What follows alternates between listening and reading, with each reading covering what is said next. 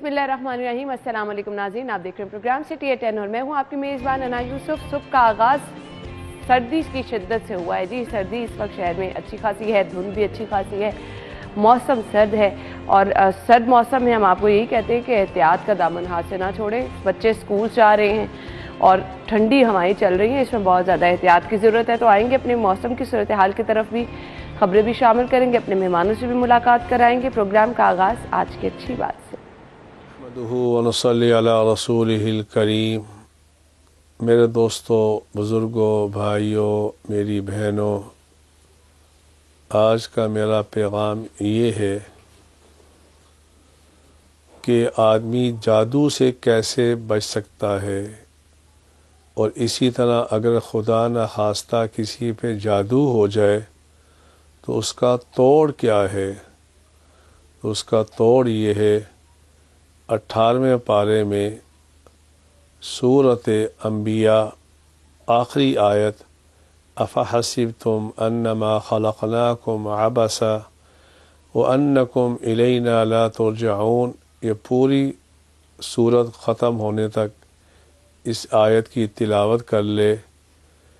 3 मरतबा इस आयत की तिलावत करके पानी पे दम कर दे, उस पानी को उस आदमी पे छिड़क दे जिस पर जादू का असर हुआ हो, या उसके कान में फूंक मार दे। अल्लाह रब्बुल आलमीन जादू के असर को ख़त्म फरमा देंगे। अल्लाह रब्बुल आलमीन जादू के असर से मुझे भी, आपको भी और सब मेरे सामीईन को महफूज फरमाए। आमीन आमीन आमीन आमीन सुम आमीन। ये थी जी आज की अच्छी बात जो कि आपके साथ शेयर की है। और अब बढ़ते हैं जी आज की टॉप स्टोरीज की तरफ। पहली खबर, एनसीओसी का इजलास, कोरोना एसओपीज पर सख्ती से अमल दरामद कराने का हुक्म, तालीमी इदारे हफ्ते में 3 रोज खोलने की तजवीज़। और इसके बाद जी लाहौरियों के लिए खुशखबरी भी है आज के प्रोग्राम में। ये खुशखबरी क्या है वो भी आपके साथ शेयर करेंगे, जबकि ट्रैफिक कंट्रोल करने के लिए क्या इकदाम किए जा रहे हैं प्रोग्राम में हम ये भी डिस्कस करेंगे। और इसके साथ साथ कुछ आपको बताएंगे कि स्पेशल अफराद की घर बैठे रजिस्ट्रेशन, मुलाजमत की मालूमात भी मिलेगी। इसके लिए एक खुसूसी पोर्टल तैयार कर लिया गया है। ये हमारी खबरें हैं, इनको हमने डिटेल में डिस्कस करना है। स्टूडियो में हमारे साथ हमारे सीनियर रिपोर्टर्स मौजूद हैं, आमिर रजा खान साहब और दुर्र नायाब ने हमें ज्वाइन किया। अस्सलाम वालेकुम आमिर, क्या हाल चाल है आप? अल्लाह करम। अच्छा जी, पहली खबर की तरफ चलते हैं। और पहली खबर अभी एनसीओसी के इजलास की तरफ से जाएंगे जो मौजूदा कोरोना की सूरत हाल है। आमिर भाई आपसे आगाज कर लेते, क्या कहेंगे उसमें? देखिए, मेरा ख्याल है कि फैसले में तखीर की जा रही है। पॉजिटिविटी रेशो तो हर गुजरते दिन के साथ बढ़ती चली जा रही है। दूसरा, आपने जब प्रोग्राम शुरू किया तो मौसम की बात की, तो मौसम भी ऐसा है कि जो कि छोटे बच्चों के लिए बहुत ही खतरनाक किस्म का मौसम है। और इस मौसम में खांसी, नज़ला, बुखार, जुकाम करना कि आया ये कोविड है, सिम्टम्स जो सेम है। मैं हमेशा ये बात करता हूँ और मैं आज भी करता हूँ कि हमें जब भी कोई पॉलिसी बनानी चाहिए तो सबसे पहले गवर्नमेंट स्कूल्स के बच्चों को देखना चाहिए, उनके पास क्या फैसिलिटीज़ हैं। बिल्कुल, आप मेरे साथ चलें, दुरे मेरे साथ बैठे हैं, हम सब घूमते फिरते रहते हैं, आते जाते रहते हैं।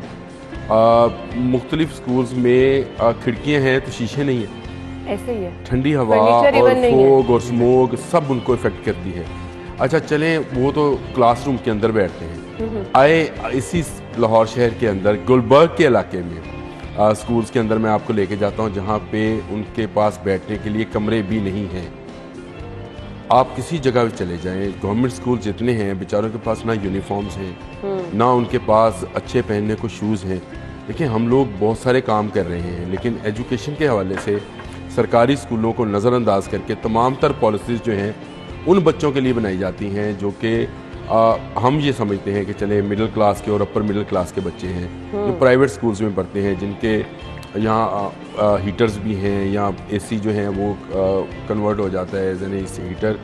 उनकी बात करते हैं और उनको देखकर पॉलिसी बनाते हैं, क्योंकि हमारे वज़रा, हमारे सेक्रेटरीज, हमारे सरकारी आला अफसरान, मेरे समेत मेरी बच्ची खुद एक अच्छे स्कूल में पढ़ती है, तो उसमें ये तरीकाकार है कि वो सर्दियों में गर्म और गर्मियों में ठंडा, ऐसे ही है। पॉलिसी जब बनती है तो उसमें क्या आप सरकारी स्कूल के बच्चों को रखते हैं? अच्छा आमिर भाई, आप सरकारी स्कूल के बच्चों की बात करें, वाकई जो मौसम की सूरत हाल है वो ऐसी है कि आपको इस पर जरूर गौर करना है। क्योंकि अभी आयशा मुझे कह रही है कि हमारी साथी एंकर आयशा बाहर मौजूद है, जो कि हमें मौसम के लिए बताने के लिए खड़ी है और सर्दी में वो भी ठिठर रही है, तो उनकी तरफ चले जाते हैं जी। जी आयशा, बताइएगा इस वक्त मौसम कैसा है? सर्दी है शदीद, वो तो हमें पता है क्योंकि हमें पता चल रहा है कि आप ऊपर ठिठर रही हैं। इसके साथ साथ तेज हवाएं भी चल रही हैं, धुंध भी है। बताइएगा बाहर मौसम इस वक्त कैसा है?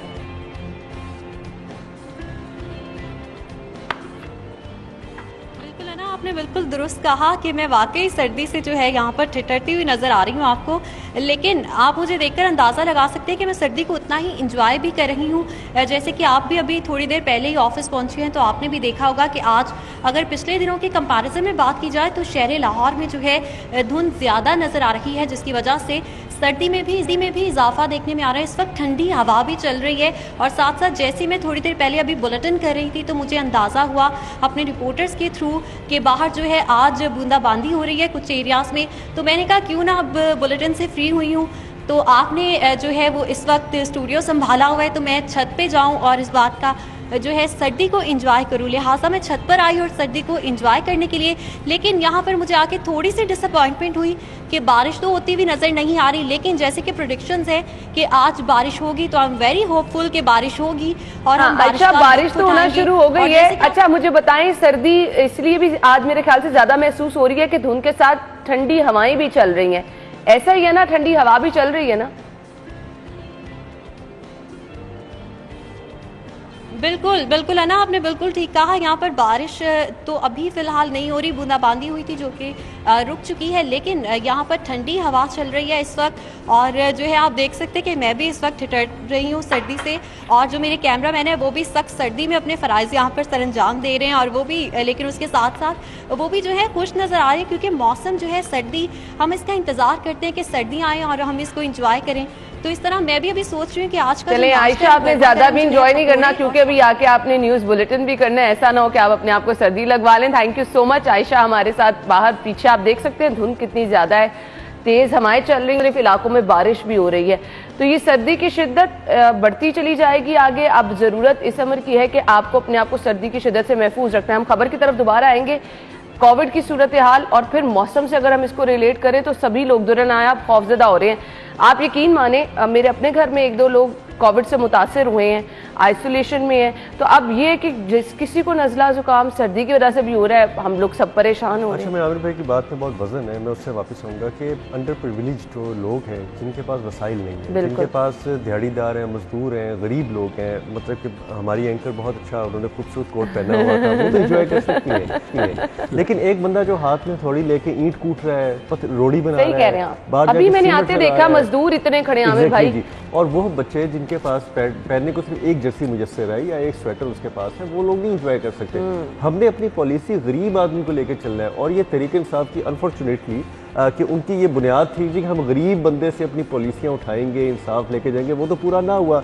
लेकिन अब इनके वज़रा भी अशराफिया को देख रहे हैं, वो अपनी पॉलिसीज़ के तमाम रुख जो है वो उन प्रिविलेज पर्सनस की तरफ लेके जाते हैं जिनके पास वाकई क्लासों में इन्वर्टेड एसीज़ मौजूद है, एयर कंडीशनिंग उनके क्लासरूम्स होते हैं, हीटर मौजूद है, बच्चे जो है वो 1 से 2-2, 3-3 अपर्स और जर्सियाँ कोट पहन के आते हैं, गाड़ियों में आते हैं, ड्राइवरों के साथ आते हैं।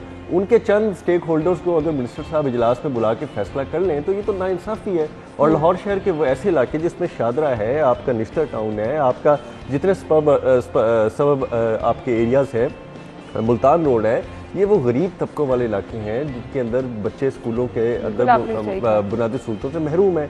अब आपकी दूसरी बात कि सरकार ये देख रही है कि जितना रेट कोविड का पॉजिटिव ऊपर जाएगा तो फिर हम तब फैसला करेंगे, तो हम हमेशा ही तब फैसला करते हैं। सारी दुनिया में ये प्रेडिक्शन है कि जितनी सर्दी बढ़ती जा रही है, जिन जिन मुल्कों में, जिन जिन इलाकों में, लाहौर भी शामिल है, पाकिस्तान भी शामिल है, उसके साथ ये स्पाइक होगा, इसका रेट जो है बहुत ज़्यादा गैर यकीनी हद तक ऊपर जाएगा। आपका फरवरी मार्च जो है वो डिफ़िकल्ट नज़र आ रहा है, हमें भी नज़र आ रहा है, डॉक्टर्स को भी नज़र आ रहा है, नहीं नज़र आ रहा तो इनको नहीं नज़र आ रहा जो पॉलिसी बनाने वाले हैं।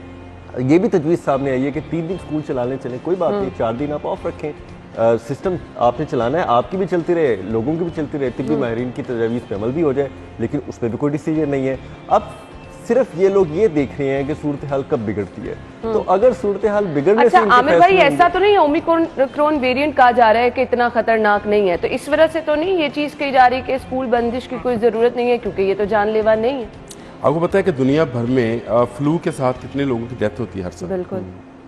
और ये तो कोविड से पहले भी हम कहते रहे हैं ओमिक्रॉन जो है ये शायद उसे इफेक्ट ना करे जिसने वैक्सीन कराई है, मुकम्मल टोटल वैक्सीन कराई। आप मुझे बताएं, आपने स्कूल्स में 12 साल से कम बच्चों के तो वैक्सीन कराई नहीं है। अब आप सरकारी स्कूल्स के अंदर जो आपकी पहली जमात कच्ची पक्की असी उन्हें कहने पंजाबी में कच्ची पक्की जमातें हैं, उसके जो छोटे बच्चे हैं ना, जब सुबह मैं निकलता हूँ, क्योंकि मेरा रूट ऐसा है, उसने जो जिक्र किया मुल्तान रोड का, मेरा रूट है वो, और मैं देखता हूँ कि माएँ किस तरह बच्चों को अपने साथ सीनों से लगाए, उठाए, उनके बस्ते पकड़े, उनको फुटपाथ भी चलने के लिए नहीं है। और आप रोज़ाना आप खबर देते हैं कि लाहौर में एयर क्वालिटी इंडेक्स ये है, उस फजा में आप बच्चों को स्कूल छोड़ के आते हैं। बिल्कुल ऐसे। तो ये इंतहाई खतरनाक है उन बच्चों के फेफड़ों के लिए भी, उनकी खांसी। अच्छा, मैं एक बात आमिर भी ऐड करूंगा कि हमारी गवर्नमेंट ने जो हालात लाहौर के कर दिए हैं कि एयर क्वालिटी आपकी ठीक नहीं है, हम तो ओमिक्रॉन को फैसिलिटेट कर रहे हैं। बिल्कुल आपने सही कहा, हम सांस लेते नहीं, चेस्ट इन्फेक्शन तो पहले हमने करा दिया, बिल्कुल। उसके बाद ओमिक्रॉन का भी अगर अटैक हो जाता है तो बच्चों की क्या हालत होगी। और फिर उनकी एक बात है ना, सॉरी आपकी बात में काट रहा हूँ,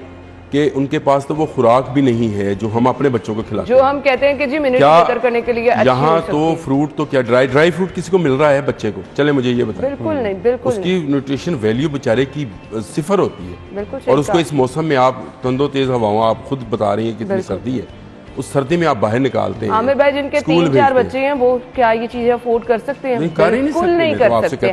3 दिन जो स्कूल बंद करने की तजवीज है हफ्ते में, कैसे देखते हैं आप इसको? दुल्हे ने बात कर दी कि वो चले, बेहतर है कि 4 दिन तो बच्चे को स्कूल मिलेगा, 3 दिन के लिए चला भी जाएगा, फिर आप अपना वो जो आप कहते हैं कोर्स वर्क मुकम्मल नहीं होता है उसको मुकम्मल करने की कोशिश करें, कुछ ऑनलाइन क्लासेस पे ले जाएं, लेकिन सरकारी स्कूल वालों को बेचारों को वो भी मैसर नहीं है। उनके लिए तो 3 दिन बहुत ज़रूरी है कि वो तालीम हासिल करें। एजुकेशन हासिल करना आज बुनियादी ज़रूरत है, जिस तरह से सांस लेना ज़रूरत है, पानी पीना ज़रूरत है, खाना खाना ज़रूरी है, इसी तरह से तालीम भी ज़रूरी है। ये तरीके इंसाफ को कौन समझाएगा? मुराद राज जो कि अच्छे स्कूल्स में पढ़ रहे और बाहर से भी एजुकेशन हासिल की, उनको ये कौन समझाएगा कि आए? आप तो डिप्राइव्ड एरिया की ये बात कर रहे थे, रायविंड रोड की बात कर रहे थे, मुल्तान रोड की बात कर रहे थे, मैं गुलबर्ग में आपको दिखा सकता हूँ। बिल्कुल सही कहा आपने। मैं ख़ियाबान जनाह पे आपको स्कूल दिखा सकता हूँ जहाँ बच्चों के पास पहनने की चप्पल भी नहीं है। बिल्कुल। और वहाँ पर आपने स्कूल खोले हुए हैं सर्दी के अंदर। ओमिक्रॉन को तो आप खुद दावत, ओमिक्रॉन है क्या? जुकाम, नज़ला, खांसी, बुखार। जी माहिर डॉक्टर्स जो हैं वो कहते हैं कि 5वीं लहर में जिस किसी को भी नज़ला जुकाम हो रहा है वो ओमिक्रॉन का शिकार है, उसको अपना कोविड टेस्ट कराना है। तो ये ओमिक्रॉन असल में क्या है, कितना खतरनाक हो सकता है, इसकी अलामात क्या है? ब्रेक के बाद हम कोशिश करेंगे डॉक्टर सोमिया से रब्ता करें। आप हमारे साथ ही रहिएगा। ब्रेक के बाद जब वापस आएंगे तो हम इस पर गुफ्तगू करेंगे, हमारे साथ ही रहिएगा।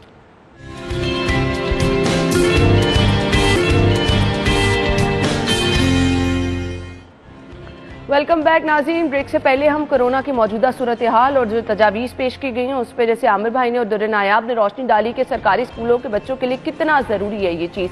खैर, ये जो 3 दिन स्कूल बंदिश की तजवीज़ है, ओमिक्रॉन को कहा जा रहा है कि इस हद तक खतरनाक नहीं, क्योंकि ये जानलेवा नहीं है। बाकी वेरिएंट से अगर इसका कंपैरिजन किया जाए तो उतनी एहतियात की ज़रूरत नहीं है। तो इसमें हकीकत क्या है, मेरे ख्याल से माहिरीन ही ज़्यादा बेहतर बता सकते हैं। लोग तो सोशल मीडिया का इस्तेमाल कर करके खुद से ही क्या सराइयाँ करते रहते हैं। जी हमारे साथ हमें ज्वाइन किया है इस वक्त एसोसिएट प्रोफेसर ऑफ मेडिसिन है डॉक्टर सोमिया साहिबा, उनसे जान लेते हैं। अस्सलाम वालेकुम डॉक्टर साहिबा, क्या हाल चाल है आपके?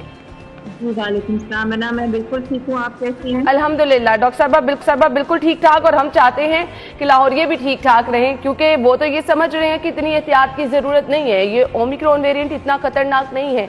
रोशनी डालिएगा, इसकी साख्त कैसे डिफरेंट है, कैसे हम ये कह रहे हैं कि ये इतना खतरनाक नहीं, क्या इसमें वाकई हकीकत है?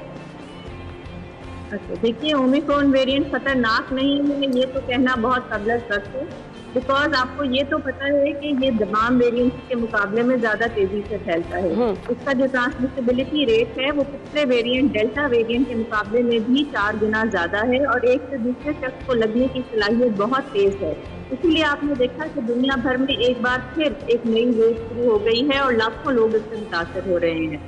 पाकिस्तान में भी अब ये नई वेव है और आपने देखा कि पॉजिटिविटी रेट हमारा जंप करके अब तकरीबन 10% तक पहुंच गया है।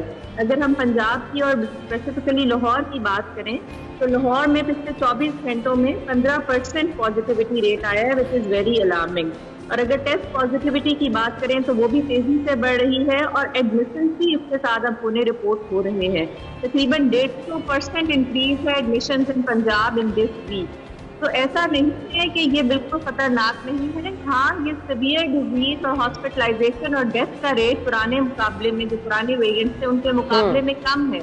लेकिन हमें ये अंडरस्टैंड करने की जरूरत है कि वो लोग जो किसी और मर्ज का शिकार होते हैं, जैसे दिल की तकलीफ है या सांस का पुराना मसला है या गुर्दे जिगर का मसला है या शुगर ब्लड प्रेशर के मरीज, उनको अगर on top of that corona का ओमिक्रॉन वेरिएंट भी ठीक है डॉक्टर साहबा, वक्त कम है। थैंक यू सो मच, आपके वक्त का बहुत बहुत शुक्रिया। डॉक्टर साहबा जैसे कि हमें बता रही थी कि कितनी एहतियात की जरूरत है, सभी को एहतियात की जरूरत है, जो कि हम डिस्कस करने वाले प्रोग्राम में फाइनली मुझे बहुत देर बाद ऐसी कोई खबर पढ़ने के लिए मिली है कि मैं कहूँ लाहौरियों के लिए खुशखबरी है। दुर्रे नायाब की ये खबर है, ये वाकई खुशखबरी है या नहीं?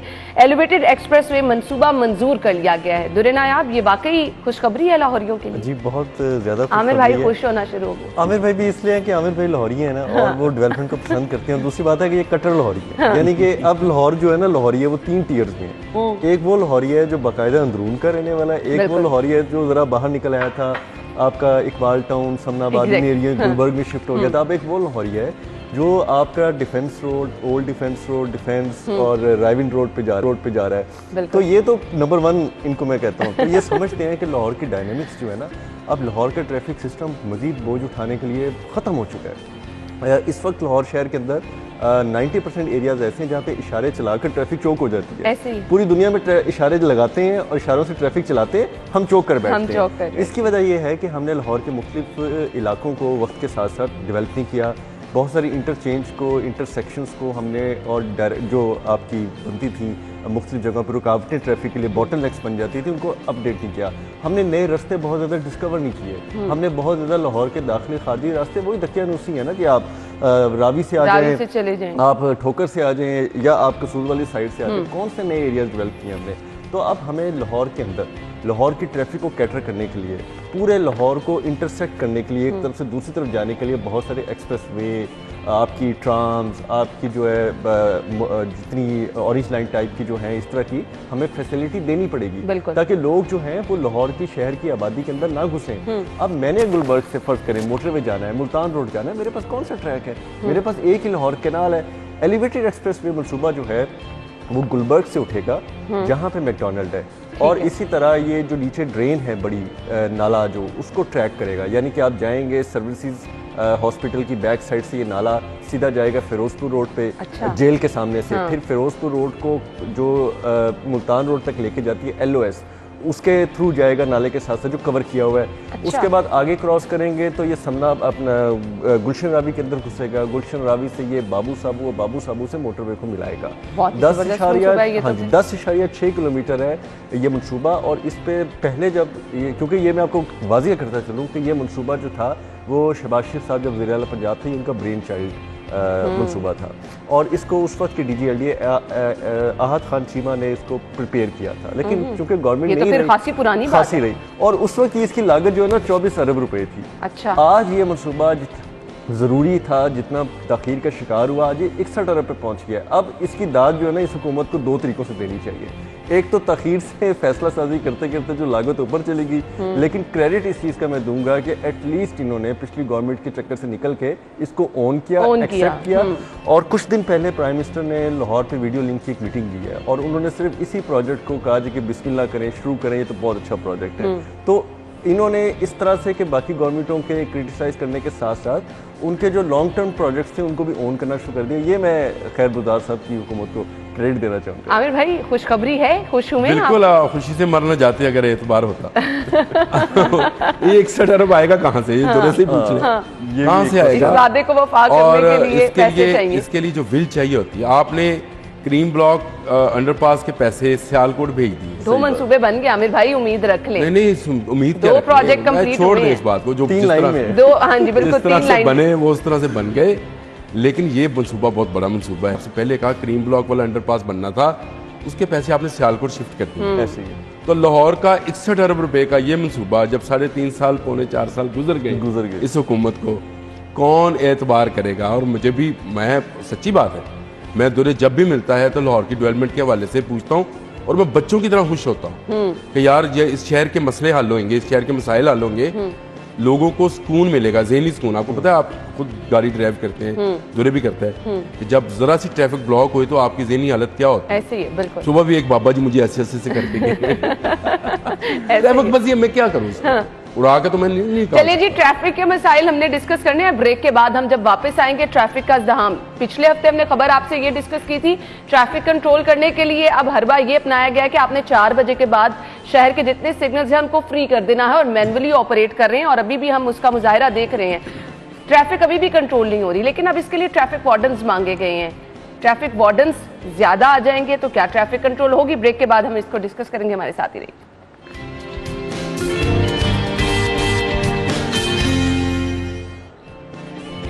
वेलकम बैक नाज़रीन। ट्रैफिक कंट्रोल करने के लिए बहुत सारे हरबे हमने देखा अपनाए गए। कहीं पर आपने कैमराज लगाए, वहां से आपने नंबर प्लेट डिटेक्ट करके आपने घर चालान भेजना शुरू किए कि लोगों को आप ट्रैफिक कवानीन का पाबंद बना सकें जो कोई इशारे तोड़ा है। और थोड़ी देर के लिए हमने देखा जब चालान आना शुरू हुए तो लोग पाबंदी भी करना शुरू हो गए थे। लेकिन अब सवाल ये पैदा होता है कि आपने सिग्नल्स बंद कर दिए 4 बजे के बाद से, आपने कहा कि हम मैनुअली ऑपरेट करेंगे, तो ट्रैफिक की सूरत हाल आप सभी के सामने है। कल भी केनाल रोड पर, जेल रोड पर मेरा जाना हुआ, वहां पर घंटों आपको कतारों में लगना पड़ा। अब 3500 वार्डन्स, दुर्रे नायाब से स्टार्ट कर लेते हैं, ट्रैफिक कंट्रोल कर पाएंगे? अच्छा, पूरी दुनिया ना हम पे हंस रही होती है कि इंटीग्रेटेड निज़ाम जब बनता है ना, जिसमें आप घर बैठे या ऑफिस बैठे आप सारी चीज़ों को अपने रिमोट पे कंट्रोल करते हैं। अगर आपको लग रहा है कि कलमा चौक पे रश बढ़ रहा है तो आप सेफ सिटी के दफ्तर में बैठ के किसी भी इशारे को किसी वक्त भी बंद कर सकते हैं। हम उस तरफ तकरीबन चले गए, लेकिन अभी भी आपको ना अक्सर जगह चौकों पे अपने वार्डन्स जो है ना, वो बॉक्सेस जो इलेक्ट्रॉनिक पैनल है ना, उनके साथ खड़े नजर आएंगे और उनका हाथ बटन पे होगा। वो देखते हैं कि लेफ्ट साइड ट्रैफिक कहाँ से आ रही है, कहाँ आ रही है। मेरे साथ सुबह ये हुआ है कि जब मैं जैसे ही ग्रीन लाइट में सड़क के दरमियान पहुंचा तो ट्रैफिक वार्डन ने मैनुअल कर दिया। अच्छा, मैं अब दरमियान में खड़ा हूँ, अगले वालों ने ब्रेकें लगा दी है, मैं सड़क के बिल्कुल दरमियान में खड़ा हूँ और आगे पीछे से लोग जो है ना मुझे बड़ा बुरा भला कह रहे हैं, हॉर्न भी दे रहे हैं, मेरा कसूर नहीं है ना। मैं तो ग्रीन में चाह रहा था, अचानक मेरी लाइट रेड कर दी उन्होंने और बाद में येलो कर दी, तो अब मैं क्या करता वहाँ पे? तो हम इस सिस्टम में बेहतरी लाने की बजाय हमने उस सिस्टम को भी बिगाड़ दिया। और उसकी वजह ये है, बेहंगम ट्रैफिक तो जो हुई है सो हुई है, वो तो पूरी दुनिया में होती है, लेकिन हमारे पास सिस्टम का ये हाल हुआ है कि हमें पता ही नहीं कि हमने करना क्या है। हम कभी कहीं पे सड़कों पे ब्लॉक्स रख देते हैं। आमिर भाई हर रोज नया एक्सपेरिमेंट कर रहे हैं, हमें तो कुछ समझ ही नहीं आ रही। कभी आपने मैनुअल कर दिए, कभी ब्लॉक्स रखे होते हैं सड़कों पे, चौक बंद कर दिए, कट बंद कर दिया, ये सब करी जा रहे हैं। कभी आप वार्डन्स ज्यादा मांग रहे हैं। आपको लाहौर की ट्रैफिक कंट्रोल करने के लिए ना परवेज अली का विजन चाहिए होगा। आप ये देखें कि 2006 में उन्होंने वार्डन सिस्टम दिया, ठीक है, बेहतरीन चला, लेकिन 2006 के बाद जो हुकूमतें आई, जिसमें शहबाज शरीफ साहब की हुकूमत भी शामिल थी और मैं समझता हूँ उन्हीं की शामिल थी हुकूमत, उसने उस पर इसलिए काम नहीं किया कि ये चौधरी परवेज़ अलाई का प्रोजेक्ट है। 2006 के बाद आज 2022 में बैठ के मैं ये बात कह रहा हूँ कि ना सामान नया खरीदा गया, ना वार्डन्स भर्ती किए गए, ट्रैफिक भर्ती गई। अभी दुर्रे ने आपको जब एलिवेटेड एक्सप्रेस का बता रहा था तो ये लाहौर किस तरफ जा रहा है, यानी इसकी ट्रैफिक को कंट्रोल करने के लिए क्या कुछ करना पड़ेगा। लेकिन आपने 2006 के वार्डन वाले सिस्टम को जो है अपग्रेड ही नहीं किया। अब आप मांग रहे हैं जी 3500 हमें नए वार्डन्स दे दें, और सामान नहीं है, वही गाड़ियां हैं पुरानी उनके पास, तो कैसे सिस्टम चलेगा? बुजदार हुकूमत आई, हालांकि परवेज़ अली साहब इस हुकूमत में एक शराकतदार, इसके बावजूद वो इसको अपग्रेड नहीं करा पाए अभी तक। पौने 4 साल का अरसा गुजर गया, कुछ अरसा रह गया है। अभी कहाँ से ये वार्डन 3500 भर्ती करेंगे, फिर वो आएंगे, फिर ट्रेनिंग होगी, तुझे को पता है। अच्छा, उनको आमिर पे प्रमोशन नहीं दी बड़ा अरसा। आपको याद है कि जो सब इंस्पेक्टर भर्ती हुआ वो तो इंस्पेक्टर नहीं बन सकता था, और उसके बाद उनके जो सिस्टम था वो तो बुरा था, और इनके पास इतने सरप्लस इजाफी वार्डन हो गए कि इन्होंने रिंग रोड को 2000 वार्डन दे दिए। जितनी भी रिंग रोड के 4-5 साल चली है वो ट्रैफिक वार्डन के सर पे चली है। उनके पास अपने तो पेट्रोलिंग ऑफिसर थे ही नहीं, वो तो उन्होंने बाद में 2013, 12, 14 के बाद क्रिकेट हाउसमैन का ऑफिस बिल्कुल और वहाँ पे बिठाया। तो हमारे पास तो इतने इजाफी वार्डन थे। लेकिन मेरा सवाल आमिर भाई फिर यही है कि अगर आप लेट्स सपोज इजाफी वार्डन्स जुरे ने आप भर्ती कर भी लेते हैं, तो क्या ये 3500 वार्डन्स इतनी ट्रैफिक जो अभी किसी से संभाले नहीं संभल रही, ये संभाल लें? ये बिल्कुल नहीं संभल सकेगी। लाहौर शहर की ट्रैफिक के लिए सबसे पहले आपके लिए एक पूरी मोटर व्हीकल पॉलिसी बनाने की जरूरत है, जो मोटर व्हीकल पॉलिसी आपको बताए कि हमने किस तरफ जाना है, हमने कितनी गाड़ियों को अलाउ करना है, हमने हर साल कितनी नई गाड़ियों को रजिस्ट्रेशन होने देनी है। ये जो 14 लाख के करीब को मुझे बता रहा था मोटरसाइकिल इस वक्त लाहौर शहर के अंदर है सिर्फ, एक रिपोर्ट पेश की गई हाई कोर्ट में, हमने इस 14 लाख मोटरसाइकिल को किस तरह कंट्रोल करना है। हमने जिन सड़कों पे अगर मेट्रो बस चला दी है तो हमने वहाँ पे लोकल बस नहीं चलानी, हमने वहाँ पे चिंची रिक्शा नहीं चलाना, हमने वैगन नहीं चलानी। नहीं, मैं तो मुस्कुरा रहा हूँ दूरे की बातें सुन के, मैं तो हंस रहा हूँ। आपको ख्याली बातें पता नहीं मोटरसाइकिल, लेकिन आमिर भाई तजवीज़ यही है अगर आपने ट्रैफिक कंट्रोल करनी है। दूरे किस बात की, इनको तो ये नहीं पता था कि जेल रोड पर कहाँ पे कट रखना है। बिल्कुल, अक्सर ये बात करता हूँ। बिल्कुल। आज अब वो मैं गुजरा हूँ तो कनेड कॉलेज के सामने उधर पक्के उन्होंने लगा दिए, बंद कर। तो पहले कहाँ थे ये लोग? मुझे बताएं, इस शहर के अंदर जिसमें आपने चिंगची चला दिया, चांद गाड़ी को चला दिया, वहां पे ट्रैफिक करके दिखाएं मुझे। सवाल ही पैदा नहीं ये होता। बहुत सारी रोड ऐसी हैं जहाँ पे चिंगची को जाने नहीं देते। ड्राइवर्स हैं, आमिर भाई अल्लाह रहम करे। आमिर भाई रोज मॉडल रोड से आते हैं, आमिर भाई को ये पता ही नहीं कि कागजों में जहाँ पे इनका घर है मुल्तान रोड, वो मॉडल रोड है, और मॉडल रोड पे ऐसी सवारी चलती है कि ये खुद पीटर इंजन वाली, वो आपको पता है? पीटर इंजन वाली गाड़ी पता है आपको? कौन सी है? पीटर इंजन वाली गाड़ी का नहीं पता? इनको सफर कराया, उसमें सफर करवाया जाए। पीटर इंजन होता है कि जो आम जनरेटर नहीं है, हाँ जी, उसके साथ लोकली मैन्युफैक्चर मैंने रखे देखे भी हैं, और साथ साथ ना कंडक्टर पानी भी डाल सकते हैं, और 10-12 लोग बैठे होते हैं। मुल्तान रोड पे वो भी चलती है, वो भी यानी मॉडल आपके रोड पे वो भी चलती हैं। तो ये मॉडल शाहराहों के हालात है। खैर, ये ड्राइवर्स जो है, जो चिंची रिक्शे की भी आमिर भाई ने बात की, ये सबसे बड़ी वजह है ट्रैफिक जो है शहर में जो कंट्रोल नहीं हो पा रही है। ब्रेक का मुझे कहा जा रहा है स्पेशल अफराद घर बैठे रजिस्ट्रेशन कैसे करा सकते हैं, मुलाजमत की मालूमात भी दी जाएंगी, इस पर हम बात करते हैं। ब्रेक के बाद आएंगे, हमारे साथ रहिएगा।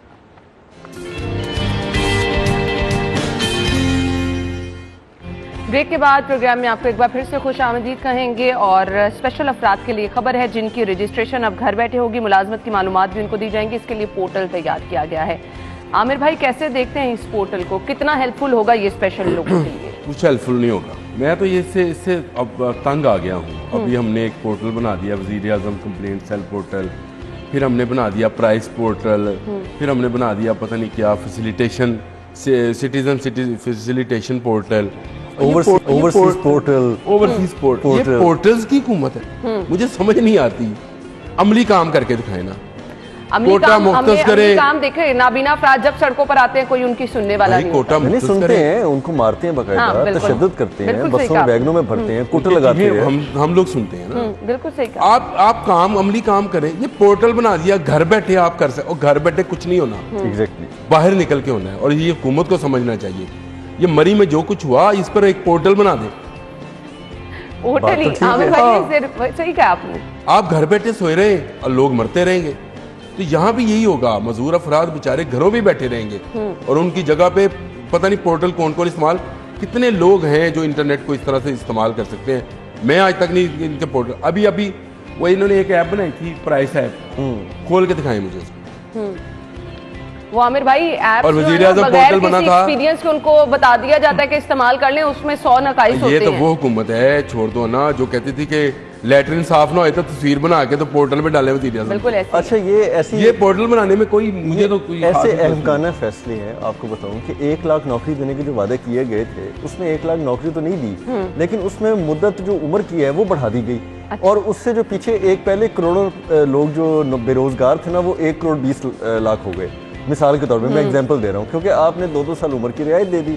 अब पता नहीं किसको नवाजने के लिए 2 साल उम्र की रियायत दी है। भाई जो पहले उम्र पे पूरा फॉल करते हैं उनको तो भर्ती कर लें, उनको तो नौकरियां दे देना, उनको तो 2 साल का और कंपटीशन शामिल नौजवानों को। बिल्कुल आपने सही कहा। बेचारे कहाँ जाएंगे? अच्छा, अब ये स्पेशल अफराद जो हैं, इनको कौन बताएगा कि इनके लिए ये पोर्टल बनाया गया, ये इनसे फायदा उठा यही तो मेरा रोना है, यही रोना तो मेरा है कि ये पोर्टल पे पोर्टल बना रहे हैं, अमली इकदामात एक नहीं कर रहे। अभी हम करेंगे ना, हम करोड़ों के इश्तिहार देंगे, देखना आप, हमने इतनी बड़ी बड़ी खूबसूरत तस्वीरें लगाएंगे, एड्स चलाएंगे, पब्लिसिटी करेंगी, बाहर रोड, लेकिन फायदा फिर भी कोई नहीं होगा इसका, बिल्कुल फिर भी कोई नहीं फायदा होगा। मैं तो वो फॉर्म फिल कर रहा था, मुझे पता नहीं सोशल मीडिया पे किसी ने भेजा था, इंसाफ रान मुरीद फॉर्म, तो मैं वो फिल करने लगा था, मतलब मैं तो हूँ, तो मैं फिल करने लगा था। तो ये इस तरह की ये इंसाफ एहसास आटा प्रोग्राम, इंसाफ एहसास ईंधन प्रोग्राम। आमिर भाई टाइम मुझे कहा जा रहा है 10 सेकंड, लेकिन मुझे आपकी बात इंटरेस्टिंग लग रही थी, मैंने कहा कंप्लीट हो जाए। थैंक यू सो मच, आपके दिलचस्पी की है ना।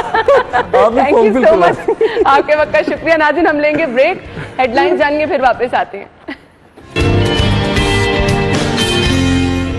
जी तो नाज़रीन, आप समझ ही चुके होंगे आज हम बात करने वाले हैं कि दांतों की हिफाजत कितनी ज़रूरी है, किस तरह से की जा सकती है। इस पे तो हम बात करेंगे और करते भी रहते हैं, लेकिन आज का जो हमारा खुसूसी टॉपिक होगा, हम बच्चों में देखते हैं कि जी अंगूठा चूसने की आदत होती है, पेसिफायर का इस्तेमाल जो है वो पेरेंट्स करा देते हैं, बच्चा बहुत ज़्यादा रो रहा है और आपने आदत बच्चे की ये बना दी है। क्या ये वाकई ही बच्चों के मुँह की शेप, दांतों की शेप चेंज कर देते हैं? फिर इसके साथ साथ बड़ों में जो और बच्चों में दांतों का टेढ़ापन होता है, इसका इलाज कैसे मुमकिन है? असल में इसकी वजूहात क्या होती हैं?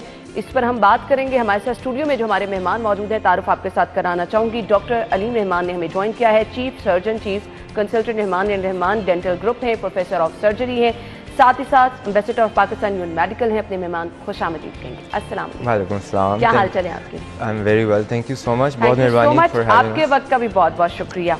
अच्छा जी, दांतों की हिफाजत में हमने आज बात करनी है, कितनी ज़रूरी है और ये मुश्किल भी है मेरे ख्याल से बहुत ज़्यादा।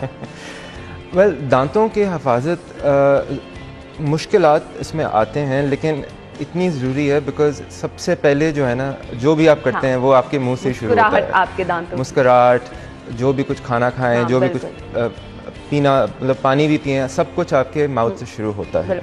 और यही हमारा मोटो है कि everything begins from the mouth. अगर आप अपना मुंह का ख्याल रख सकते हैं तो आप अपनी पूरी जिस्म का जो है ना वो 70 से 80% जो है ना आप उसका ख्याल रख सकते हैं। बिल्कुल ऐसे ही है। अच्छा जी, आज का जो हमारा, हम आएंगे दांतों की सफाई की तरफ भी कि उसका प्रॉपर तरीक़ेकार क्या है, लेकिन आज का हमारा खुसूसी टॉपिक जो है वो बच्चों से रिलेटेड है। छोटी छोटी चीज़ें होती हैं, हम उसको नज़रअंदाज कर देते हैं, ख़ास तौर पे वो पेरेंट्स, बच्चा रो रहा है, बच्चे के मुंह में पेसिफायर डाल दिए, इसको कैसे देखते हैं? जो हमारे इसको हम बेसिकली पीडोडोंटिक्स कहते हैं। पीड मतलब बच्चे, डोंटिक्स मतलब दांत। बच्चों के दांतों के हवाले से अगर बात करें, ये एक पूरी स्पेशलिटी है डेंटिस्ट्री में और मेडिसिन में, जो FCPS या जो फर्दर डिग्रीज होते हैं 4 साल के होते हैं, सिर्फ इसके ऊपर फोकस करने का।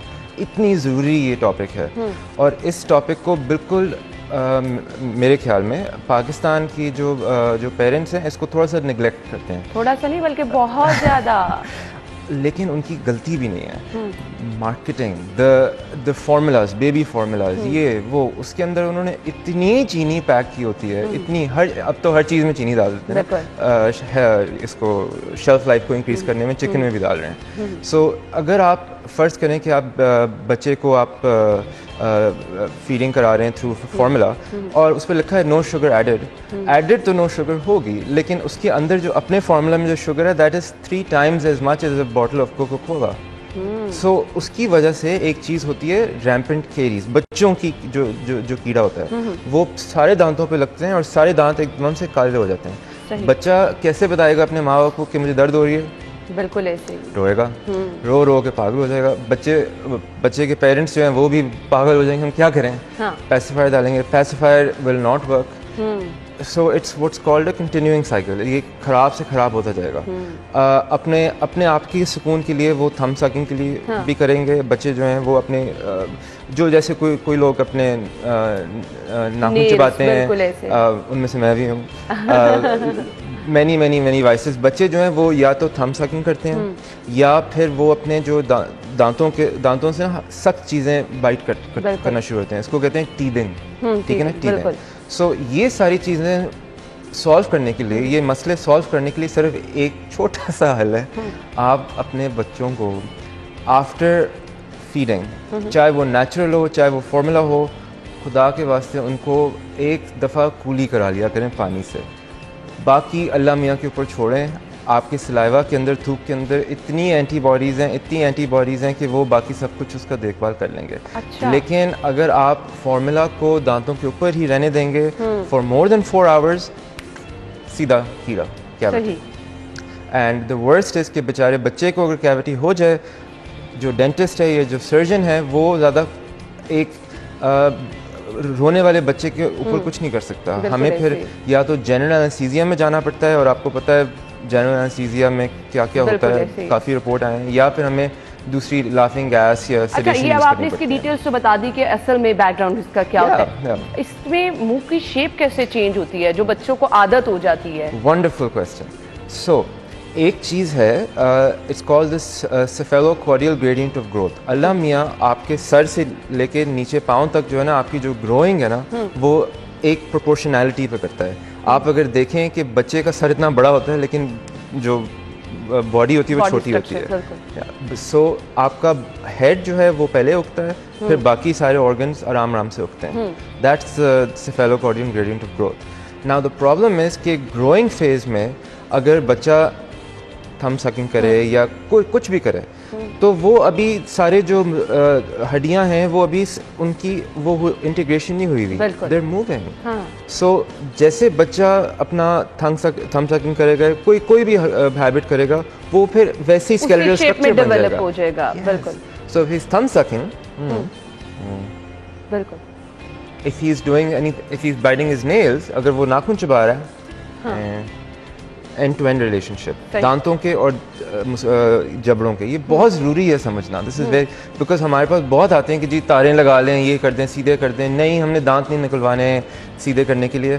तो फिर आप इस टाइम पे at this as 4 to 5 years पे शुरू हो जाएं कि उनकी हैबिट्स ठीक करें, उनकी जो घर पे जो हैबिट्स हैं ना वो ठीक रखें, उनको फिर नहीं ज़रूरत होगी ऑर्थोडोंटिक्स की। अच्छा जी, अब आपने जिस एज की बात की कि इसमें हैबिट चेंज करने की बच्चों की बहुत ज़्यादा ज़रूरत होती है, हम इसी एज में देखते हैं बच्चों को मीठा खाने का बहुत शौक होता है, चॉकलेट्स खाने का बहुत शौक होता है, और इस एज पे बिल्कुल। अच्छा चलिए जी, उसमें आप तो केयर कर ही लेते होंगे। बच्चों के लिए क्या केयर? अब मीठा खाने से, चॉकलेट्स खाने से तो आप बच्चों को नहीं रोक सकते हैं ना। और जो भी आपको any dentist who tells you कि जो भी आपको डेंटिस्ट कहेगा कि बच्चे को कोई स्वीट्स ना खाएं, वो बच्चा नहीं सुनेगा आपकी। डेंटिस्ट की तो बिल्कुल ही नहीं सुनेगा। बिल्कुल। आप बस इतना कर लें कि वही मुंह के कूली करवा लें। पानी, वाटर, हमारा फ्लोरिडेटेड वाटर होता है, इवन टूटे का पानी भी जो है ना, टूटी का पानी वो भी फ्लोरिडेटेड होता है। ठीक है। फ्लोराइड एक नेचुरल केमिकल है जो पानी के अंदर होती है, जो सफाई कर देती है एनामल, दांतों के ऊपर वाले पोर्शन के। ठीक है। तो जो भी चॉकलेट होगी, कोई भी स्वीट्स होगी, कैंडी होगी, वो उसका जो कार्बोहाइड्रेट लेयर है ना, जो चीनी वाला लेयर है, वो उतर जाएगा। अच्छा, बच्चों के दांतों की हिफाजत किस एज से शुरू करनी चाहिए? कुछ पेरेंट्स बड़े वो कंसर्न होते हैं ना कि अभी बच्चा छोटा है, मसूड़े खराब ना हो जाए, ब्रश लगेगा। Yes, great question. सो दांतों के एक सेफ्टी नेट जो है ना, अल्लाह मियाँ ने दिया हुआ है मदर्स को भी और बच्चों को भी, अंटिल द एज ऑफ 2। 2 साल तक आप समझें कि वो एक सेफ्टी नेट के अंदर होते हैं। ठीक है। उसके बाद फिर then they're out of the safety net, जैसे एक परिंदा जो है वो नेस्ट को छोड़ देता है। अब उनके जो मुंह के हवाले से मसूड़े, दांत, जुबान, अब थोड़ा थोड़ा उनकी रिस्पॉन्सिबिलिटी अपने पेरेंट्स पे आ जाती है। 2 साल के बाद मसूड़ों के ऊपर आप अपने उंगली से लाइटली बेबी टूथपेस्ट कोई भी हो जाए, विदाउट एनी अदर केमिकल्स, आप अपने हाथों से थोड़ा थोड़ा मसूड़ों को रब करना शुरू कर दें। ठीक है। सूदिंग कर लें। आप समझें कि आप मसूड़ों की मसाज कर रहे हैं। ये बड़ा आसान तरीका आपने बताया, किसी ब्रश की जरूरत ही नहीं है। और वो जो परेशानी पेरेंट्स को होती है कि बच्चों के मसूड़ों पे ना लग जाए, कहीं मुंह के अंदर ब्रश ना लग जाए, वो भी परेशानी नहीं रहेगी। खैर, हम गुफ्तगू का सिलसिला आगे बढ़ाएंगे और एक बहुत जबरदस्त क्वेश्चन मेरे माइंड में आ रहा है। बच्चों की 7 साल की उम्र में जो कहा जाता है ना, दांत टूट जाते हैं, और उसके बाद जो दांत आते हैं उसमें बहुत सारे लोग कहते हैं टेढ़े शुरू हो गए। इसकी वजह क्या होती है? हम ब्रेक लेंगे, ब्रेक के बाद ज्वाइन करेंगे, हमारे साथ ही रहिएगा।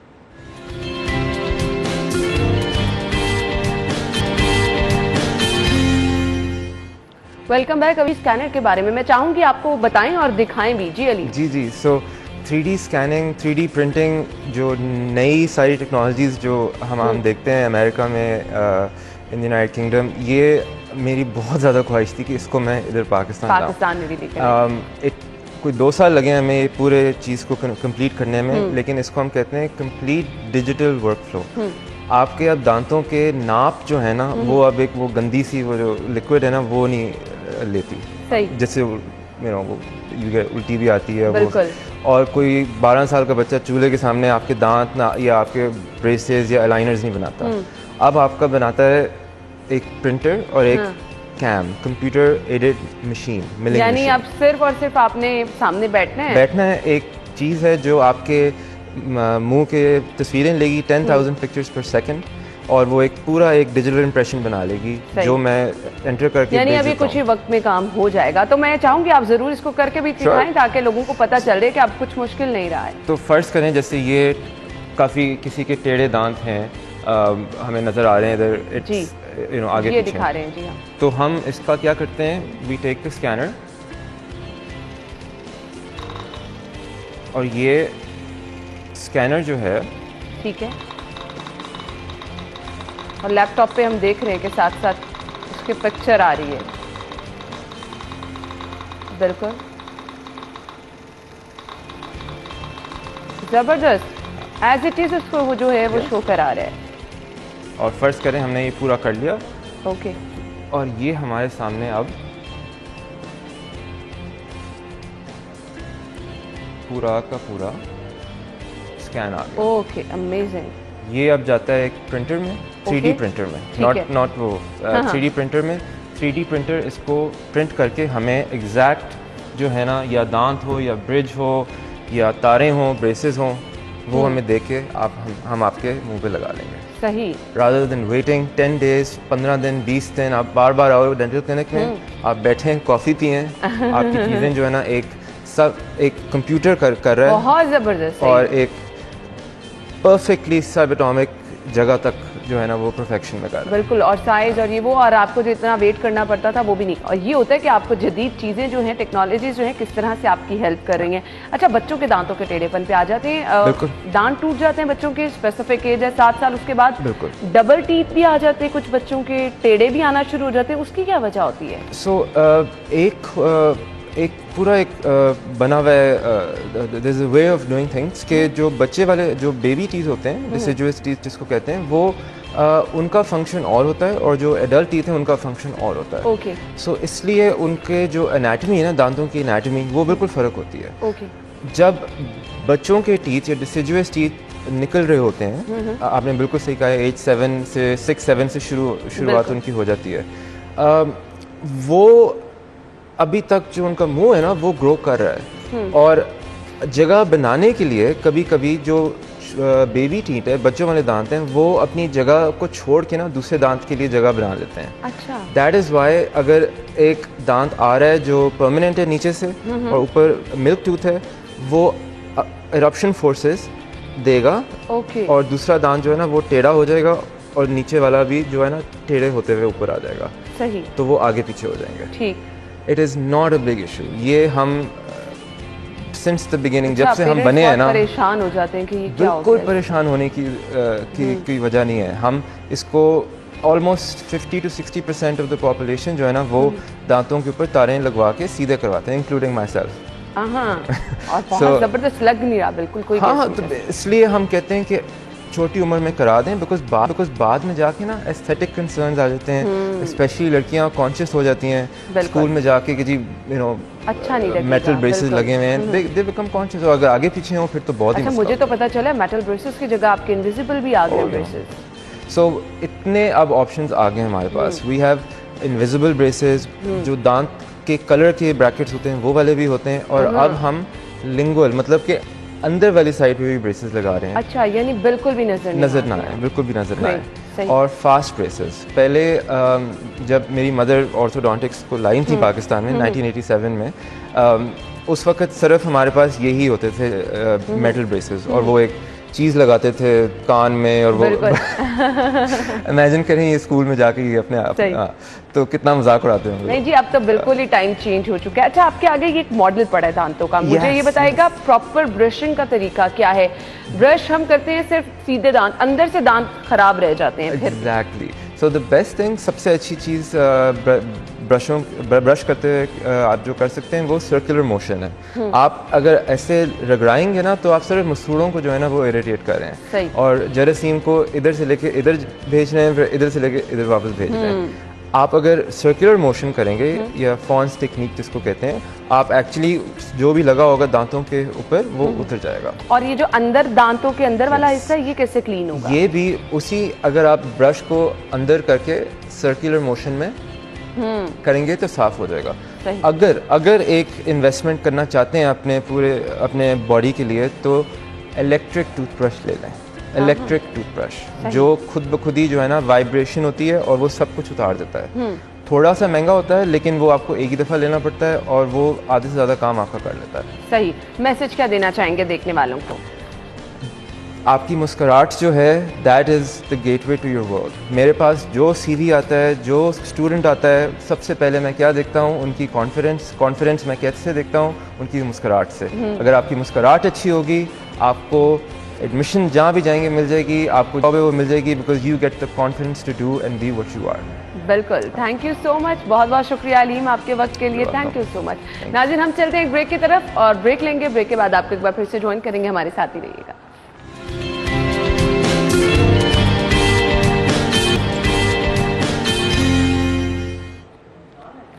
ब्रेक के बाद प्रोग्राम में आपको एक बार फिर से खुशामदीद कहेंगे। प्रोग्राम के हिस्से में हम शामिल करने वाले हैं सेगमेंट्स, और मेरे पास है सेगमेंट्स में सबसे पहले मोबाइल रेट। और अगर आप प्लान करें मोबाइल खरीदने का, Realme के आज मेरे पास डिफरेंट मॉडल हैं। पहला मोबाइल है जी Realme 5 Pro मोबाइल, 32,999 रुपए में आप खरीद सकते हैं।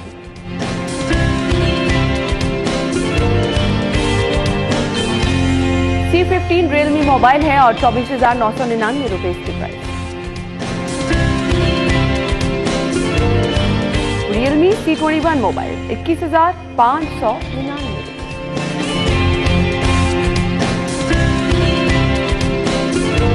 और इसके बाद है जो Realme C25 26,999 रुपए में आप खरीद सकते हैं। मोबाइल के रेट आपने जान लिए, सब्जियों के रेट जानते हैं आज के भाव।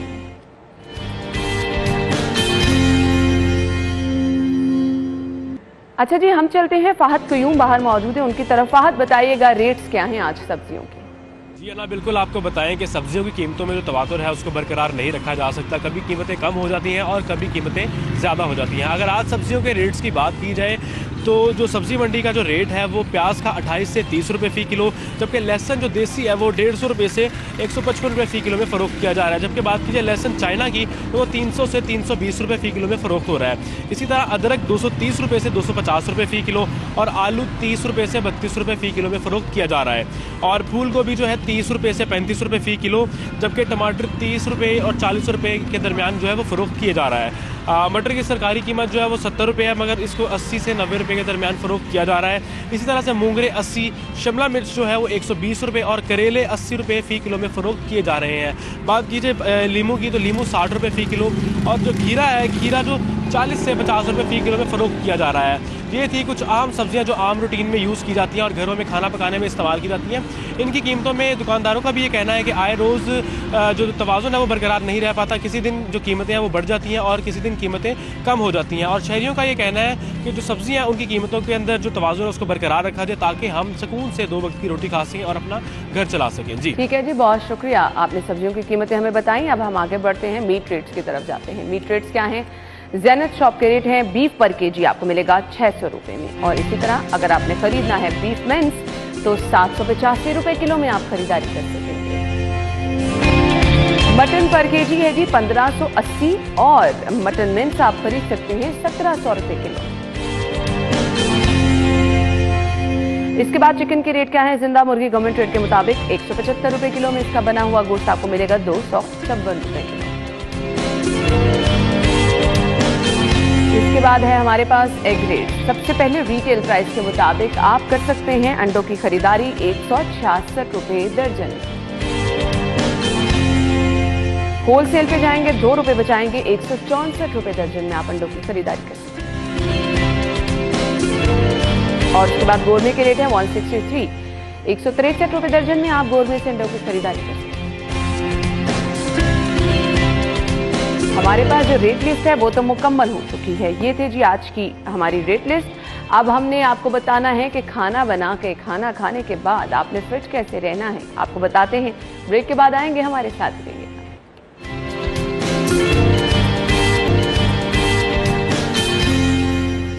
Welcome back. और ब्रेक पे जाने से पहले मैंने आपको बताया था कि हम आपको बताएंगे किस तरह से आसान सी एक्सरसाइज योगा के थ्रू करके आप अपना बेली फैट कम कर सकते हैं। तो ये मैं बिल्कुल नहीं आपको बता रही, हमारे साथ है सुलाफ नकवी। अस्सलाम वालेकुम सलाम, कैसी हैं? मैं ठीक हूँ, अल्लाह का शुक्र, आप बताइए। अल्हम्दुलिल्लाह ठीक ठाक। और हम चाहते हैं कि लोग भी ठीक ठाक रहें, फिट रहें, तो इसके लिए हम आपको इन्वाइट कर लेते हैं। बेली फैट योगा से कम करना मुश्किल है? बिल्कुल मुश्किल नहीं है, सिर्फ और सिर्फ इसमें आपकी नीयत मैं हमेशा कहती हूँ होनी चाहिए कि आपने बेली फैट को कम करना है। सबसे पहले अपने आप को सजेशन कभी भी ये नहीं देना कि ये कम नहीं हो सकता, this is something like impossible. ये पॉसिबल है, आसान है और योगा के जरिए पॉसिबल है। कैसे है जी, तो हमें बता दें हमें क्या करना है इसके लिए। सबसे पहले एक प्रेशर पॉइंट याद कर लें। प्रेशर पॉइंट ये होगा कि आपके थंब के ऊपर ये इस एरिया में आपने इसको प्रेस करना है। इससे आपका फैट भी बर्न होता है और आपके जो हार्मोन्स हैं वो बैलेंस होना शुरू हो जाते हैं, तो उससे आपका वेट लॉस का जो प्रोसेस है वो फास्ट हो जाएगा। इसके अलावा जब हम एक्सरसाइजेस की तरफ आते हैं तो हम बात कर रहे हैं बेली फैट की, जो कि बैनुल अक़वामी मसला है। तो उसके अंदर आपको क्या करना होता है, सबसे पहले आपने 30 सेकेंड्स ये पोस्चर आपने इस तरह से करना है। अब आप अगर इसको चाहो स्लो भी लेकर जा सकते हो, स्लो भी हो सकता है, ये फास्टर भी हो सकता है। लो इम्पैक्ट करना है तो आप विदाउट जंप करेंगे, बिकॉज हो सकता है कि इस तरह आपके जॉइंट में पेन शुरू हो जाए अगर आप जंप्स करना शुरू कर दें। तो 30 सेकंड से आपने शुरू किया, 1 मिनट तक 2 से 3 दफा। ठीक है। इसके अलावा आपको क्या करना है, आपने यहाँ अपने हाथ रखे और आप बहुत अपने टॉर्सो को यहाँ पर ट्विस्ट करना है और इससे टच करना है। इसमें होता है आपको अपने कोर को एंगेज करना है। अगर कोर आपका एंगेज नहीं, स्क्वीज नहीं किया हुआ तो इसका असर नहीं होगा। सो अगर आप कोई भी चीज प्रॉपर्ली कर लेते हैं और अगर कम रेपिटेशन में भी करते हैं, जैसे कि आपको 12 से 15 की रेपिटेशन में करना होगा 2 से 3 दफा, और अगर आप ये कर लेते हैं प्रॉपर्ली तो आप देखेंगे कि आपका जो बेली फैट है वो आहिस्ता आहिस्ता खत्म होने शुरू हो जाएगा, आप फैट लॉस की तरफ चलते जाएंगे। इसके अलावा जो हमारा फेवरेट काम होता है कि या तो बैठकर तो या बिल्कुल हम दरमियानी एक पोजीशन में आकर कोई चीज बताएं। उसमें क्या होता है कि आप ये अपना स्टांस लेंगे, जो आपके सामने वाली नी होगी उसको आपने थोड़ा सा बेंड करना होगा। अपनी कंफर्टेबल जो भी पोजीशन होगी, इसमें मैट जरूरी है ताकि आप स्लिप ना हो। आपने अपना हाथ यहाँ रखना है एक और दूसरा हाथ आप यहाँ रखेंगे, इसको आपने देखना है इस तरीके से। यहाँ आप देखेंगे इसमें आप 30 सेकंड इस पोस्चर में रहेंगे, but if you are a beginner तो आपको 30 सेकंड से पहले यानी 15 सेकंड की प्रैक्टिस करनी होगी, उसके बाद आप जा सकते हो 30 सेकंड तक। पूछने वाली थी क्या ये बहुत आसान है? इसमें ये होता है कि जो करना वहाँ मुश्किल हो जाएगा। बिल्कुल बिगिनर है ना, उन्होंने क्या करना है, पहले इस पोस्चर की प्रैक्टिस करनी है और आप अपने हाथ यहाँ रख सकते हो। ठीक है, आपने अपने हाथ यहाँ रखे, प्रैक्टिस होगी, आप आहिस्ता आहिस्ता यहाँ अपना हाथ रखने की प्रैक्टिस करोगे। अदरवाइज जो इसका एंड होता है ट्रायंगल पोज है, आप जाते हो यहाँ फ्लोर तक। ओके, तो ये थोड़ा सा उनके लिए मुश्किल हो जाएगा, इसलिए आपने यहाँ अपना हाथ रखना है, अपनी नी की सपोर्ट लेनी है और इसको देखना है ताकि आप बैलेंस कर सकें। याद रखें अगर आप इस दौरान अपनी आंखें बंद कर लें तो बैलेंस करना मुश्किल हो जाएगा। अब हमारा फेवरेट काम, हम आएंगे फ्लोर पे कि फ्लोर पर आकर आप क्या कर सकते हो। सबसे ज्यादा मेरा जो फेवरेट है वो बोर्ड पोज है, लेकिन मैं बोर्ड पोज में आऊंगी जरूर। इसमें हमें इन्फिनिटी याद रखना है, इन्फिनिटी का साइन होता है, बिल्कुल एग्जैक्टली वही चीज हमने ड्रॉ करनी है अपने दोनों हाथों की मदद से। आपने क्या करना है, इस तरीके से या ये चीज कर रहे हो। अगर आपको ये चीज मुश्किल लग रही है, इससे ये होता है कि आपके ओब्लिक्स भी साथ ही टारगेट होते हैं। अगर आपको ये चीज मुश्किल लग रही है, आपने सिर्फ इस चीज को इस तरह जैसे आप क्रंच करते हैं, आपने पल्स करना है। आप तो बहुत स्मूथली कर रही हैं। आई डोंट थिंक सो ये इतना आसान है। यहाँ स्टे करना शुरू में मुश्किल होगा, तो आपने अगर प्रैक्टिस करनी है तो सिर्फ स्टे करने की कोशिश करनी है। सबसे पहले आपकी चिन थोड़ी सी अप होगी इस तरह से, अब उसके बाद आप पल्स करेंगे। ये तमाम एक्सरसाइजेज जो अगर आप रेपिटेशन में करना चाहते हैं तो 12 से 15 की रेपिटेशन, अगर आप सेकंड्स में करना चाहते हैं तो 30 सेकंड से लेके 1 मिनट तक 2 से 3 दफा आप इस चीज़ को दोहरा सकते हैं। आपने ये चीज़ इस तरह से इसको परफॉर्म करना है। वो तमाम लोग जो चाहते हैं कि हम क्रंचेस करें, आप क्रंचेस से भी जो है आप टारगेटेड एक्सरसाइजेस कर सकते हैं हफ्ते में 1 से 2 दिन, लेकिन साथ ही आपका कार्डियो होना बहुत ज़रूरी है। अब आपने क्या किया, आप बिल्कुल पीछे जाएंगे तो अपने हाथों को कंप्लीट पीछे लेके जाएंगे, फुल क्रंच। अब आपने जब वापस आना है, सायाटिका वाले इसको नहीं करेंगे, वो यहाँ तक रुक जाएंगे, अदरवाइज आप पाँव को टच करेंगे। अगर आपसे ये मुश्किल हो रहा है तो आपने सिर्फ इस पोस्चर में रहते हुए खुद को इस तरह से मूव करना है और 12 से 15 की रेपिटेशन के साथ, रेपिटेशन के अलावा आप 30 सेकंड से 1 मिनट तक इस चीज़ को दोहरा सकते हैं। इसके अलावा अगर जिस तरह हम कोबरा कहते हैं, जो कोबरा पोज है, उसमें एक उसकी वेरिएशन होती है, जो कि हम बेली फैट की बात कर रहे हैं। तो बेली फैट में आप किस तरह से कोबरा कर सकते हैं, उसको एक्सटेंड करेंगे हम। एक्सटेंड किस तरह से, अपनी पूरी बॉडी को आपको रेज करना होगा, लेकिन मैं वेरिएशन भी बता दूंगी कि अगर ये डिफिकल्ट है तो आपने सबसे पहले कोबरा में आए, अपनी बॉडी को लिफ्ट किया यहाँ पर। इस दौरान आप बात नहीं करेंगे, जब आपकी जो नेक है वो ऊपर होगी यहाँ पर। अगर आपके लिए ये डिफिकल्ट है तो सबसे पहले तो आप अपनी नीज पर इसको ट्राई करेंगे। नीज पर ट्राई करते हुए अगर ये भी डिफिकल्ट है तो बिल्कुल फ्लोर के साथ आ जाएं, फ्लोर के साथ आकर यहाँ स्टे करना है। और कितनी देर के लिए? बिल्कुल स्टे आप करेंगे 5 ब्रेथ्स, यानी कि 5 सांस तक। इनहेल किया और मुंह से एक्सहेल करेंगे। रिमेंबर, एक्सहेलेशन जितनी ज्यादा आप करेंगे उतना ही आपका फैट लॉस होगा, यानी कि फैट को तोड़ने का तरीका है। जो आपके बॉडी के टॉक्सिन्स हैं उसी तरीके से बाहर जाएंगे। इसके अलावा अगर आपको कोबरा मुश्किल लग रहा है और साथ ही साथ आप अपने ऑब्लिक्स को भी टारगेट करना चाहते हैं तो क्या करेंगे, आप आएंगे फ्लोर पर। फ्लोर पर आने के बाद सिंपल आपने अपने हाथों को इस तरह से एक्सटेंड किया and side to side, that's it, very simple. थोड़ा सा शुरू में प्रैक्टिस चाहिए, बस हल्का हल्का, और आपने इस तरह से। अच्छा, जिन लोगों का वेट बहुत ज्यादा है उनके लिए ये चीजें थोड़ा मुश्किल हो जाती है। जिनका वेट बहुत ज्यादा है वो सिर्फ कोशिश करेंगे कि अपनी नेक को ऊपर करें। अब उसमें ये होता है कि आपको अपने जो बेली है उसको स्क्वीज करना है, जो आपका एब्डोमेन का जो रीजन है एब्डोमेन का, उसको आपको स्क्वीज करना होता है। ज्यादातर हम उसको एंगेज नहीं करते। और जो हम सांस की बात कर चुके हैं कि सांस आपका इंपॉर्टेंट किस तरह से है कि आप इनहेल करते हैं तो आपका पेट बाहर को आना चाहिए और एक्सहेल करते हैं तो पेट अंदर जाना चाहिए। जब आप इस तरह से करते हो एक्चुअली आपको फील होना चाहिए, बिल्कुल उस टाइम फील होना चाहिए। तो आपके जो मसल्स हैं उनमें टाइटनिंग आती है। ज्यादातर हम कहते हैं एक पूंछ बन गया, ये क्या है, ये पाउच टाइप है, ये पूंछ है, ये क्या है, ये आगे, तो वो उस वजह से टाइटन होना शुरू हो जाएगा। इसके अलावा आपने कैट एंड काउ की एक फॉर्म होती है, वो बिल्कुल हम स्ट्रेट रैक कर करेंगे। आपने इनहेल किया, कंप्लीट इनहेल करते हुए आपने जब एक्सहेल करना है पेट आपका बिल्कुल अंदर जाएगा। अब यहाँ आपको स्टे करना है। अगर तो एज़मा है या कोई ब्रीदिंग इशू है तो 3 सेकंड से ज़्यादा नहीं करेंगे। अदरवाइज अगर कोई मेडिकल कंडीशन नहीं है खुदा न खास्ता तो आप इसको स्टे कर सकते हैं 6 सेकंड्स तक। रिटेन करने के बाद आपने दोबारा से इनहेल किया, शोल्डर्स आपके डाउन रहेंगे, यानी एक्सहेल, दोबारा इसको स्क्वीज करेंगे। इससे ये होगा कि आपके इस एरिया में स्ट्रेंथनिंग भी आएगी और जो आपका फैट है वो भी लूज होना शुरू होगा, यानी लॉस की तरफ चला जाएगा और आपका वेट भी रिड्यूस होना शुरू होगा। अगर बहुत ही आसान चीज़ चाहते हैं तो साइड स्ट्रेच सबसे ज़्यादा बेहतर होती है कि आपने यहाँ हाथ रखा और साइड स्ट्रेच जितना भी आप नीचे जा सकते हैं आसानी में। अगर आप शुरू में इतना भी जा पा रहे हो तो ठीक है, उसके बाद आप कोशिश करोगे कंप्लीटली आप नीचे जाएं, लेकिन इनहेल करते हुए जाएंगे और एक्सहेल करते हुए वापस आएंगे। योगा में सारा जो हम कहते हैं जो गेम है वो सिर्फ और सिर्फ इनहेलेशन और एक्सहेलेशन के इर्द गिर्द घूमती है। अगर आपको वो पता है कि कहाँ इनहेल करना है कहाँ एक्सहेल करना है तो आप अपना फैट जो है उसके लॉस फोकस कितना मैटर करता है, फोकस बहुत मैटर करता है। फोकस पहली चीज, जिस चीज को भी टारगेट कर रहे हैं उस चीज उस मसल पे, इवन अगर आप अपनी लेग्स को टारगेट कर रहे हैं तो आपका ध्यान यहाँ पर या पेट पर होना चाहिए। अगर कैट एंड काउ में कहूँ तो वो किस तरह से होगा कि इनहेल करेंगे और आप आर्च पे लेकर आएंगे अपनी कमर को। अगर शुरू में नहीं लाया जा रहा आप अपनी नेक को ऊपर करें एंड एक्सहेल कंप्लीट। इस तरीके से आपने इसको स्क्वीज किया, अगेन इनहेल और ये हमारी ब्रीदिंग एक्सरसाइज और ये हमारी ब्रीदिंग एक्सरसाइज भी हो जाएगी। प्रेशर पॉइंट याद रखें, खुद को कहते रहे I am slim and I am fit, तो उसके साथ ही आप स्लिम भी रहेंगे और आप फिट भी रहेंगे। हम कहते हैं मेरा पेट बाहर निकल रहा है तो वो फिर निकलता ही रहता है। बिल्कुल, आपने उसको कम करना अपनी मोटिवेशन आपको इन चीजों से खुद ही बनना है। और दूसरा हम दूसरों से भी कह रहे होते हैं कि मतलब मेरा पेट तुम्हें लग रहा है ना निकल रहा है ये वो, तो जब दूसरा भी कुछ सजेशन देते हैं वो जहन में बैठ जाता है। बिल्कुल ऐसे I am beautiful every day in every way, I am getting better and better. ये तो आपने लोगों को मोटिवेशन भी दे दी। थैंक यू सो मच सिलाफत, बहुत बहुत शुक्रिया। अब आपने ये सब चीजें याद रखनी है और इनको प्रैक्टिस में रखना है ताकि आप जो हमारे साथ मसला शेयर करते रहते हैं बेली फैट का वो दूर हो जाएगा। बिल्कुल अपना बहुत सारा ख्याल रखिएगा, इंशाल्लाह कल आपसे मुलाकात करेंगे। अपना ख्याल रखिएगा, अल्लाह हाफिज। Thank you so much, thank you.